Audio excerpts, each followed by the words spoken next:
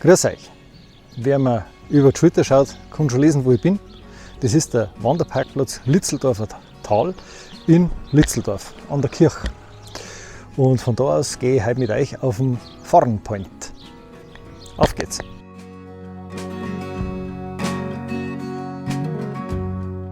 Wir sind jetzt gerade im Ort ein Stückchen runtergegangen und dann nach links und an dem kleinen Häusl da gehen wir in die Schittweinstraße rein und da geht es aus dem Ort hinaus.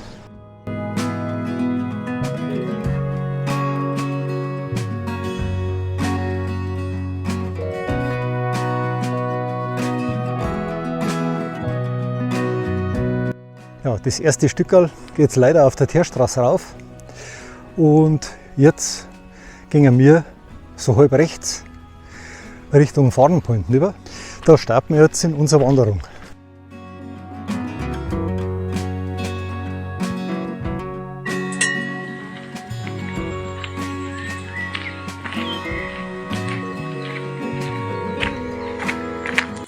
Ihr seid ja neugierig.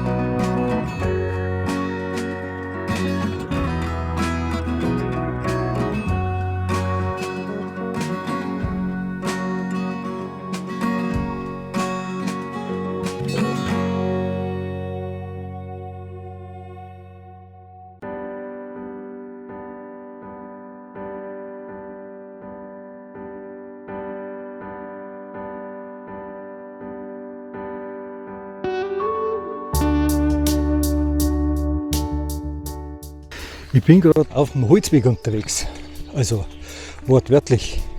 Das ist eigentlich falsch. Ich hätte unten auf der Straße bleiben müssen, die so gut aufgeschottert ist, und bin aber scheinbar einmal doch links gegangen. Na, jetzt habe ich in der Karte gesehen, ich kann mir das zurücksparen. Das waren so 200 Meter gewesen, bis ich es gemerkt habe. Ich komme dann ein Stück weiter um wieder auf die Straße. Heute wird nicht Holz gearbeitet, also störe ich keinen.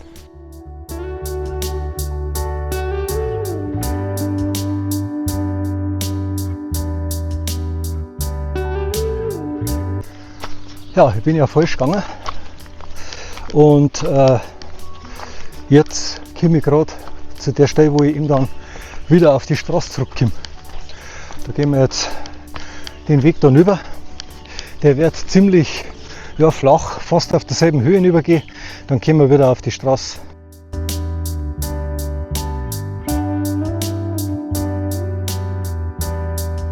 So nett wie der Weg jetzt ausschaut, habe ich vorher gerade eine ganz schöne Fangopackung gekriegt. Meine Schuhe schauen halt nicht aus. Darum würde ich euch empfehlen, bleibt wirklich auf der Straße.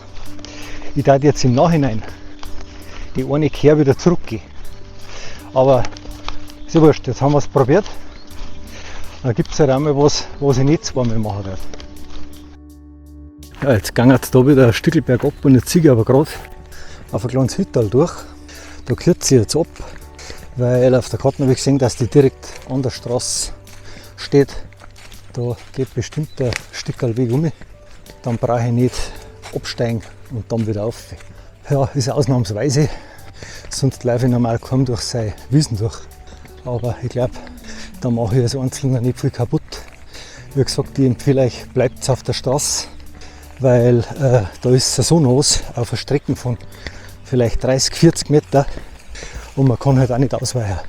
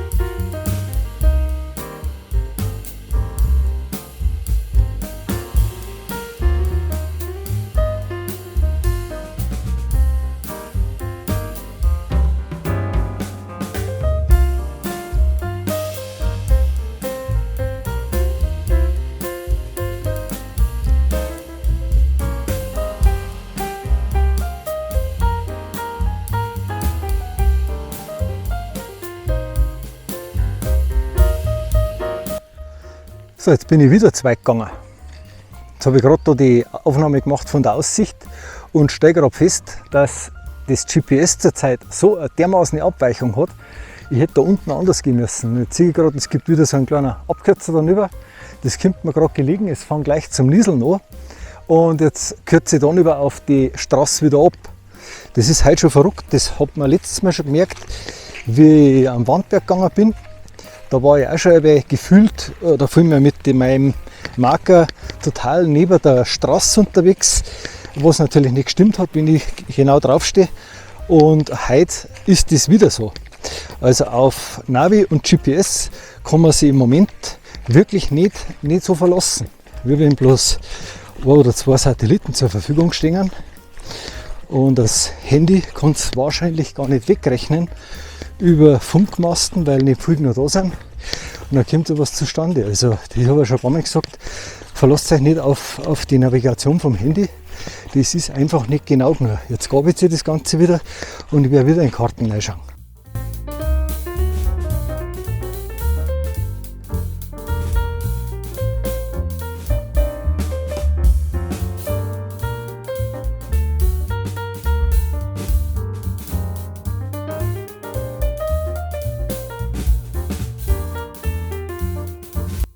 Ihr habt es bemerkt, ich bin nicht auf der Straße, wie ich gemeint habe, rausgekommen, sondern ich bin jetzt wieder auf der Route, die geplant worden ist.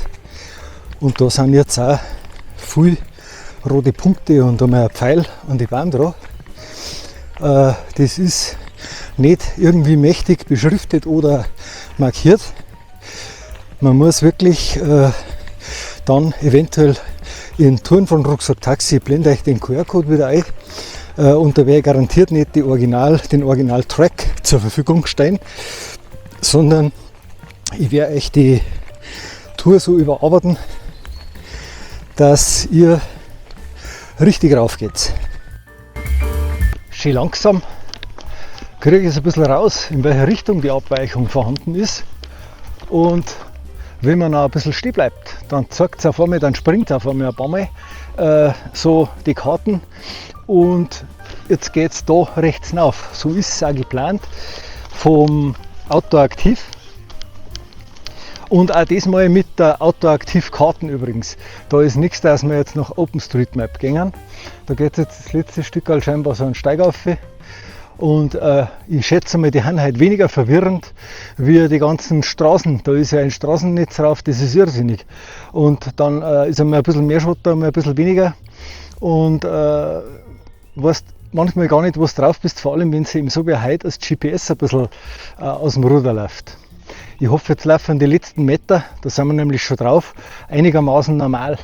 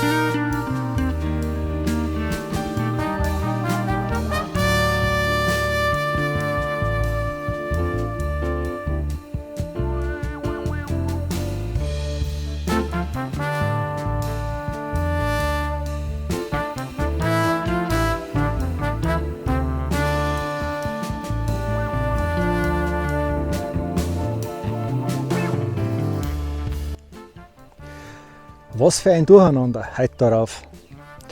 Ein Straßenwirrwarr, ich habe es ja schon gesagt. Es ist wirklich seltsam gewesen heute, wie das GPS gesprungen ist. Gut, am Ende bin ich doch am Ziel, Fahrenpoint, ein gigantischer Aussichtsberg, das habe ich total unterschätzt. Ich habe gemeint, da war viel mehr ein Baum herum und Wald. Dabei ist eigentlich nur einer, zwei, die einen Blick direkt versperren auf die Rambouilletplatten, auf den Wendelstor, auf der anderen Seite raus. Das ist ja praktisch schon eher Richtung München rauf und Erding. Und auch in Richtung Braunerburg sieht man wieder verhältnismäßig weit rein. Ich habe jetzt heute gemeint, ich kann tatsächlich mit der Drohne einmal ein bisschen fliegen herum, weil es ein freier Gipfel ist, wo man alles sieht. Und heute ist für UAS alles verboten. In der App, wenn ich nachschaue, ist aus rechtlichen Gründen ein totales Flugverbot heute scheinbar.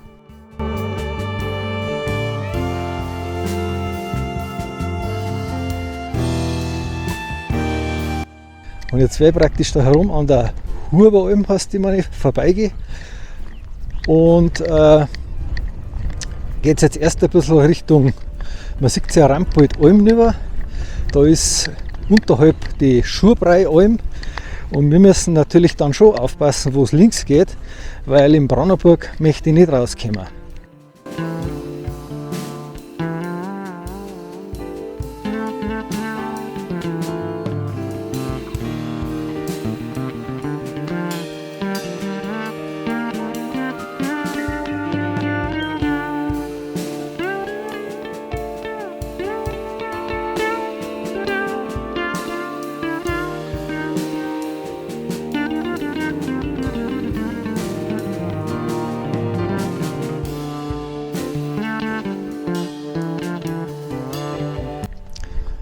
Ja, wie gesagt, da haben wir jetzt gerade die Straße überquert und gehen in dem Wiesenweg darunter, im Prinzip auf die Rambouilletplatten zu oder auf die Rambouillet-Alm zu.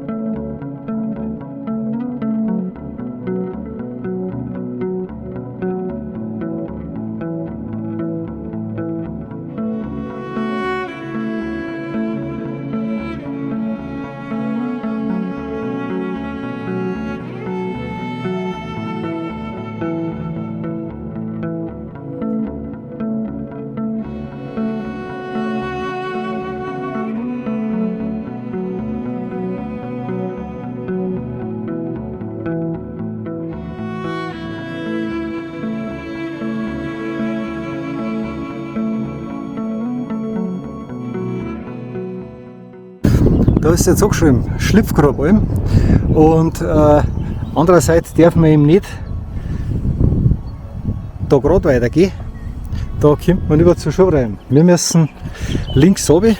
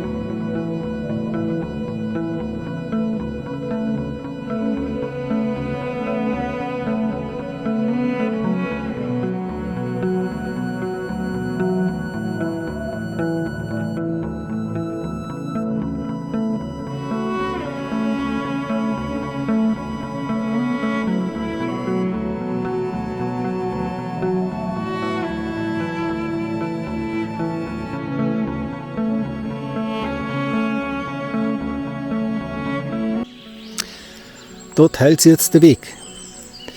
Wir haben einmal rechts zur Schlupfgrabalm und vor uns am Baum ist dann das Schildl, wo von da aus kann ich schon lesen, wie der Litzeldorf angeschrieben ist. Also das Rätselraten vom Aufstieg haben wir da herum nimmer. Da sind wir gerade runtergekommen und jetzt haben wir nur mal beim Schüttel da und beim Zahndurchgang. Und da steht jetzt schön angeschrieben, wir müssen uns links halten.